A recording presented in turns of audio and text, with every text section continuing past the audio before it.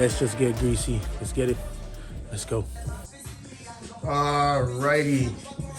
Welcome back to another episode on Katana Garage. You know what time it is. It's your boy down to get greasy and get the wrench in. So I'm picking back up with the Hemi build, the Gen 3. We did the 4618 drop-in piston kit from MMX. Shout out Dave Weber. Pretty much here's an overview. We did the piston installation, I did the ring gap, I did a video on that, how to set the ring gap, how to put the pistons together, how to put the pistons in. I also did a video on how the proper torque sequence and specifications for the connecting rods, as well as the main bearings are all under here. So all that's now done. So what we're gonna do at this point is continue to build up the short block to long block status and then get it in the car. So at this point, what I'm gonna do is pretty much put on all the gaskets, the main seal assembly, and just put on the timing chain, time the engine, put the camshaft in, and try to work my way up. So just stay tuned. Thanks for tuning in, and let's just do some shit. All right, so we went ahead and picked up a gasket set from MMX. I think the part number is, the SKU number is MMX something, my bad. I forgot what it is. But anyway, it comes with all the new the entire timing, gasket set for the engine. It also comes with a new timing chain and timing temperature tensioner, as well as the head gaskets. These are the stock Hemi head gaskets. We're not using those. We're using the Cometic 5-layer MLS. But so whoever wants to look at the gaskets, let me know. Also, the rest of the miscellaneous gaskets for the front main seal right here. You got your valve cover gasket, as well as water pump gaskets, timing case gasket, and timing case cover gasket. It's got a new winded tray in it, which we will be using, so I do recommend using a new winded tray every time you take the oil pan off. And then it comes with a new rear main seal and the actual cap. So with this cap, the cap is rebuildable, but for the newer style, it's recommended that you don't. And by newer style, I mean anything 2015 and up. You can probably get away with a 2015 one, but when you use like the 2020 one, don't even think about reusing this cap. Okay, you're always gonna want to get a new cap. It says it on the instructions on the manual. So just be sure to get a new one, and it comes with a new gasket. So let's just get all this stuff on the engine so we can get that into here. So let's do it. I've got the rear main seal assembly on. So I've got the retainer and I've got the rear main seal on there. It comes in as a unit when you get the gasket.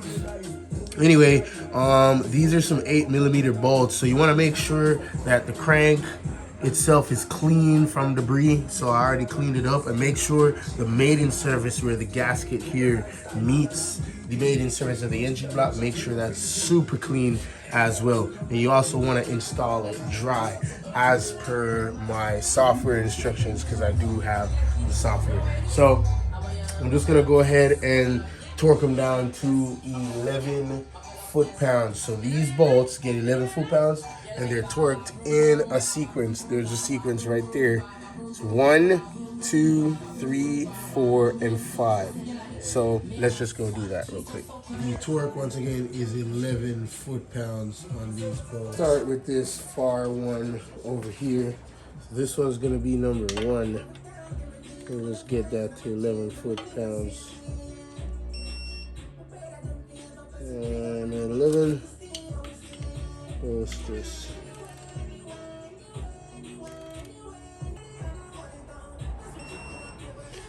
Right at 11.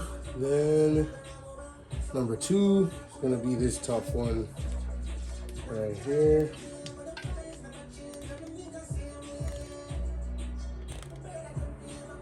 This one right here.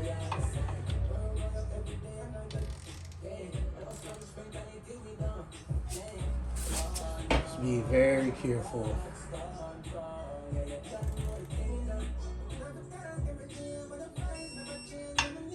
And then number 4, just gonna give this one over here. Try to get it like this. Because I have it on my engine stand. It's a little difficult. Yeah.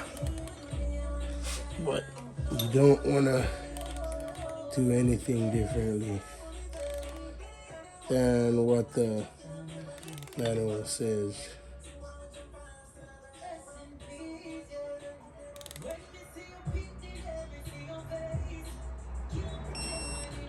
And then number 5, this one over here.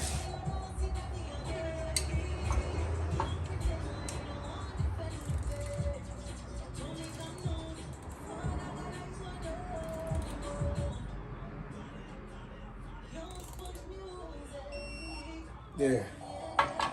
And that's good. So 11 foot-pounds on those bolts. Don't forget. I'm just going to show you guys how to install the camshaft, how to time the motor, along with putting on the oil pump and timing chain retainers and stuff like that. Just to, give you a good idea how to do it. Make sure that your bearings, your inner bearings are all clean. This engine block just came from the machine shop, so I know everything is clean prior to me doing the installation. Make sure the cam lobes are all clean. This cam has been properly stored. This is a MMX NSR stage 3 race cam.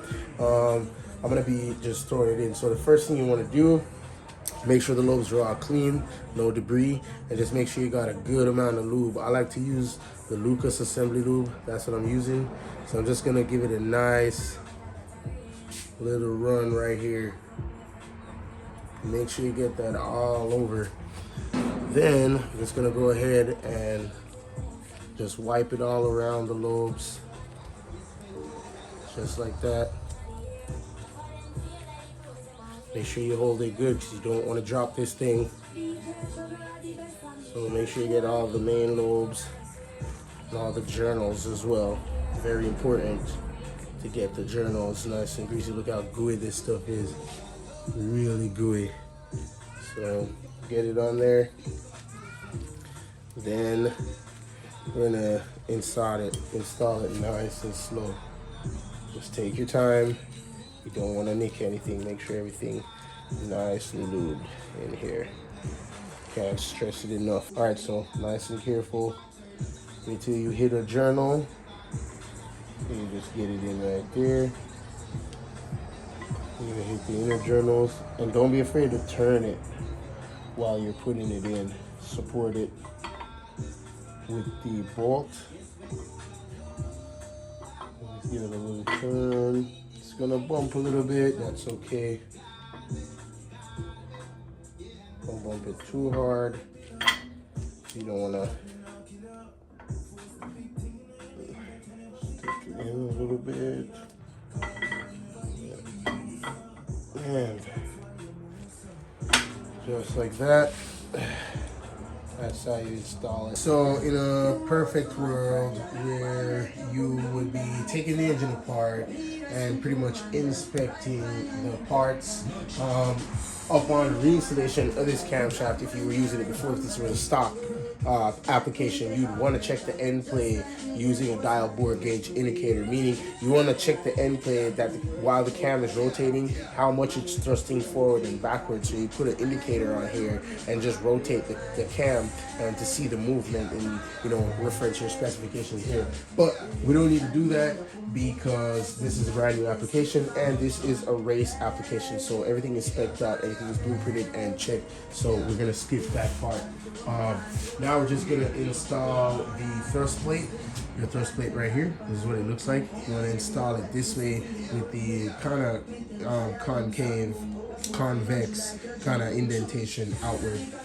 And I believe it's gonna be a T. Let me see what it is. It's a T27 Torx bit. That's what it is. T27 Torx bit. So just gonna torque that down real quick.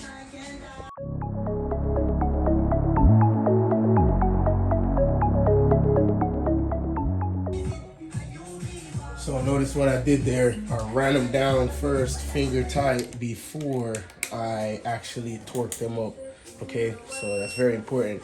The torque specification on these are 106 inch-pounds. I'm already set to 106 inch-pounds. And we're gonna torque in sequence. I'm gonna go 1, 2, 3, 4.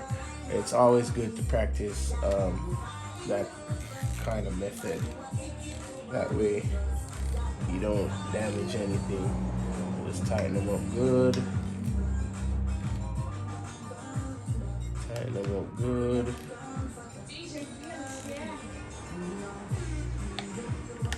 And then I'm gonna run them to 106. So here we go.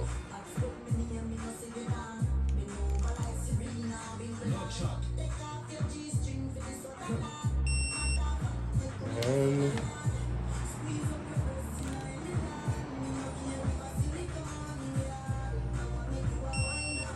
two, nice and easy.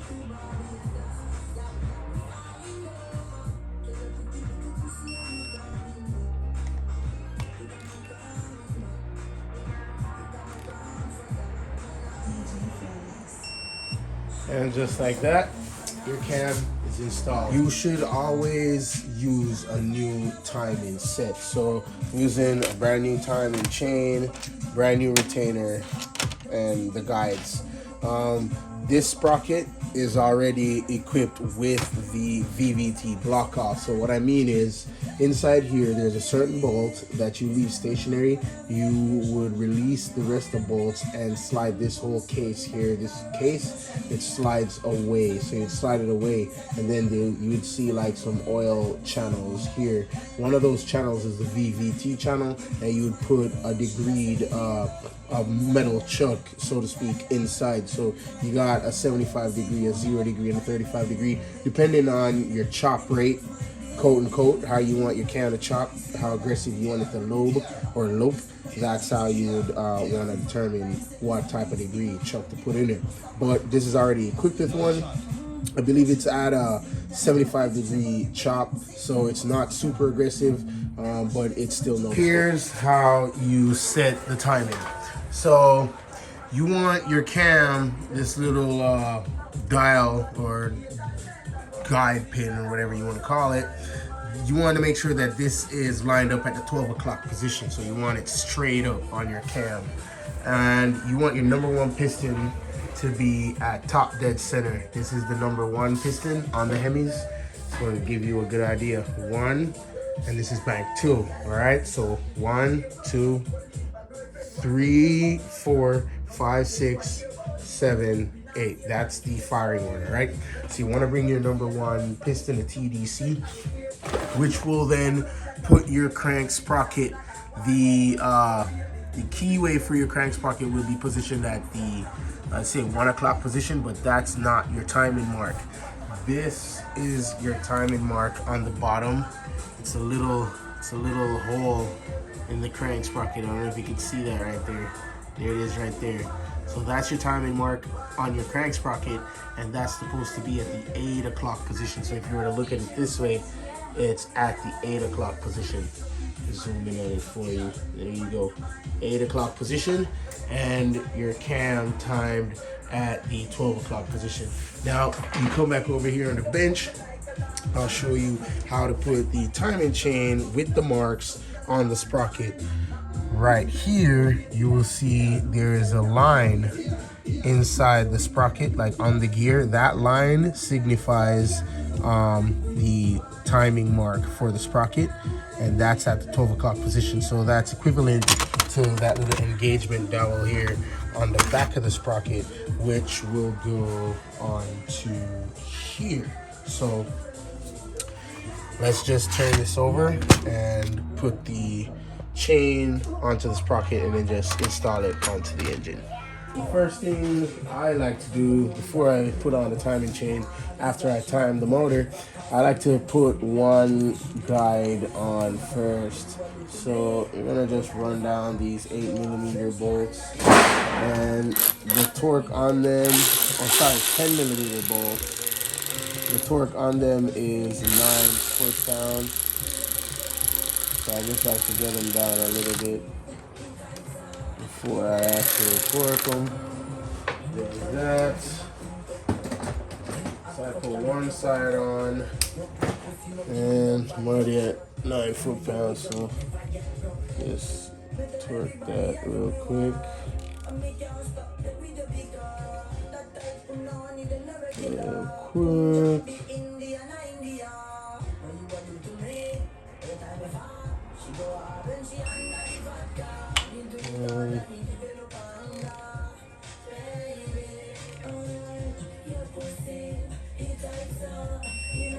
Cool.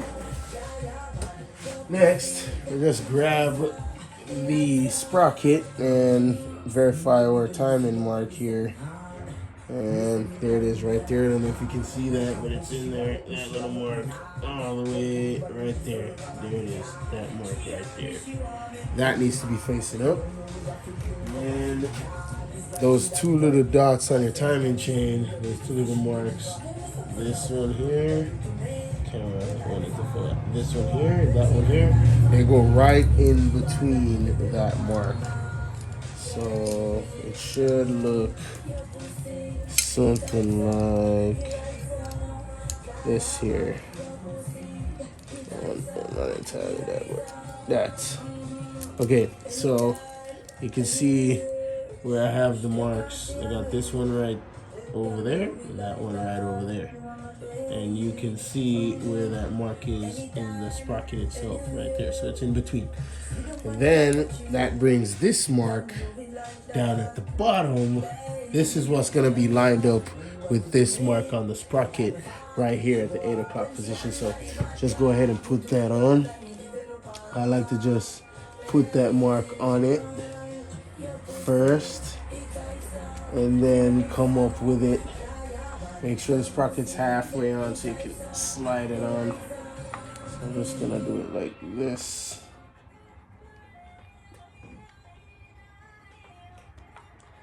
Cool. I'm just gonna hold the chain. Then I'm just gonna use the bolt to hold the sprocket in place for right now. That way nothing falls apart. Usually you could just put a zip tie right here to like hold it, but I'm not gonna do that. Just gonna use this to run this bolt down real quick.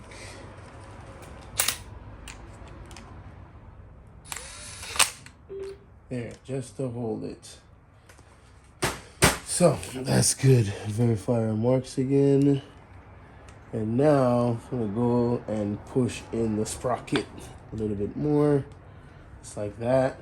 Now I'm gonna go ahead and put our timing chain tensioner right there. Notice it's already locked. Just do that. Get that in there. And get that in there. See how everything comes together nicely. Verify your marks. Cool. Now I'm just gonna run this down and torque it to 9 foot-pounds, just like the other side. You don't want to remove this pin yet until you verify the timing marks and that your piston remains the same. You don't want to rotate the engine right now. So now let's just torque it down to 9 foot-pounds. And then that's that.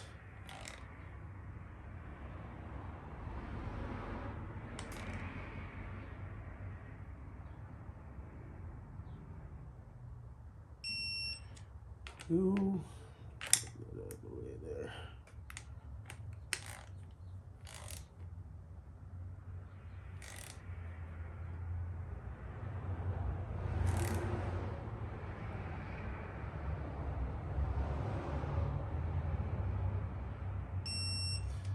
Beautiful. And that is how you install the timing components. So once again, I'm just gonna verify that everything is copacetic. So you can see this mark here, it's lined up at the 8 o'clock position. Timing chain mark is lined up with the timing, the crankshaft sprocket. Also, the 2 marks on top here for the cam sprocket, you can see the 2 marks on the timing chain, and then the mark for the cam sprocket right there. Perfect. So that's what it should look like when you time the engine and your piston is at top dead center. Also, you want to remove the O bolt, because this was just to hold it in. Remove the O bolt. Never reuse this bolt. Okay, just want to put that out there. Though you might get away with it, but you don't want to take the chance that it's only like a $25 bolt. So it's torque to yield, and make sure you only use it one time. So I'm gonna install this new one, and I believe this gets a torque spec of 90 foot-pounds. So just gonna run it down.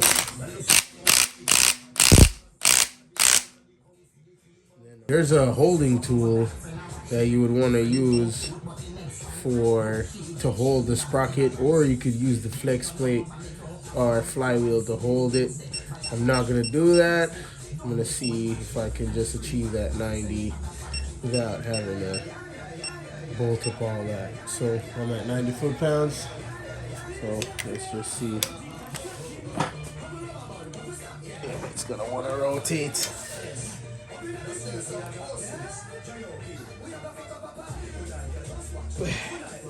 Oh man, I'm barely at 40 foot-pounds. I'm gonna have to figure out a way to hold this cam. Okay, so here's what I did to create some kind of holding device. So I put the flex plate bolt, I put it in there, and I put a screwdriver on it. So there it is, that's the flex plate bolt right there onto the back of the crank. And then I put a screwdriver in it while it's on my engine stand to prevent it from rotating forward. Now I'll be able to achieve that 90 foot-pounds that I'm trying to get to torque down the new cam phaser bolt. So let's just continue the torquing and see if my little shindig works. Alright, make sure I come over here to support it. So here goes.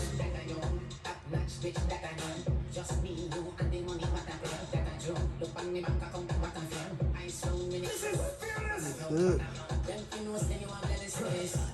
47. Keep holding it.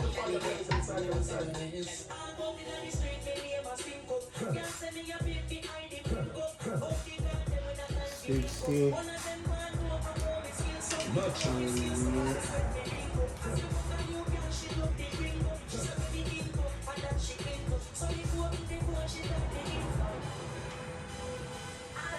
79. Very important. This is DJ Fearless. No chat. And we're at 90. So now we're done. In proceeding on the build, the next step to just putting everything together. Probably gonna shoot a video on the cylinder head replacement, and then probably shoot a video on the actual engine installation. So look out for that. As usual, thanks for watching. Really appreciate it. Like and subscribe the video. Subscribe to my channel if you already haven't. Check me out on Instagram. It's katanagarage.kpg. And yo, just stay wrenching.